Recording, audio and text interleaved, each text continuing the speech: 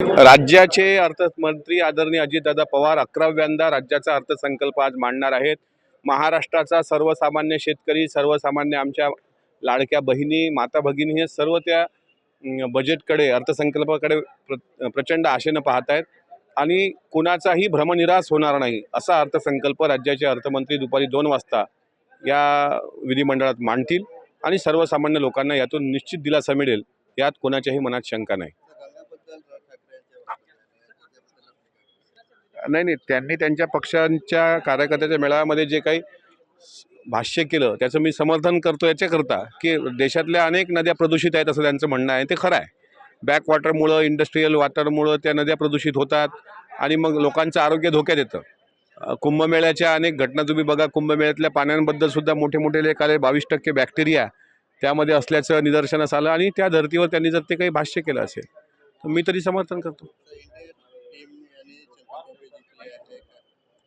उससे champion trophy भारताने जिंकली, मराठीत सांगू ना, हां, त्याबद्दल आम्हाला अभिमान आहे।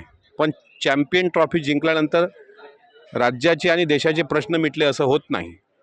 त्याच्यामुळे त्यांचं कौतुक काल झालं, फटाके फोडले, विषय संपला। आता परत त्यांचं कौतुक नवीन त्यांनी, मला असं वाटतं की पुढं त्यांनी जावं, पण ते काही प्रश्न भारताचे मिटत नाहीत, त्यामुळं प्रश्न अधिक वाढत राहतात। रवींद्र धंगेकर हे अत्यंत चांगले आमदार आहेत, अत्यंत तडफदार आहेत। एखाद्या गोष्टीला कस लावायचा असेल ते लावतात, ते एखाद्या गोष्टीला न्याय पण देतात। त्यामुळे धंगेकर साहेब आता आज निर्णय घेत आहेत काँग्रेस सोडण्याचा, तर हे सुरुवात आहे। अनेक लोक काँग्रेसमध्ये कंटाळलेली आहेत। आता हा सपकाळ साहेबांचा पायगुण म्हणायचा की काँग्रेसमध्ये ते व्यथित होते म्हणायचं।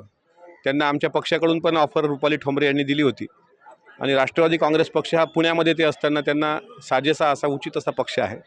त्यामुळे त्यांनी राष्ट्रवादी काँग्रेस पक्षात आले तरी त्यांचं स्वागत आहे। ठीक आहे, त्यांनी जर शिंदे साहेबांसोबत जाण्याचा निर्णय घेतला असेल ते निर्णयाचं स्वागत।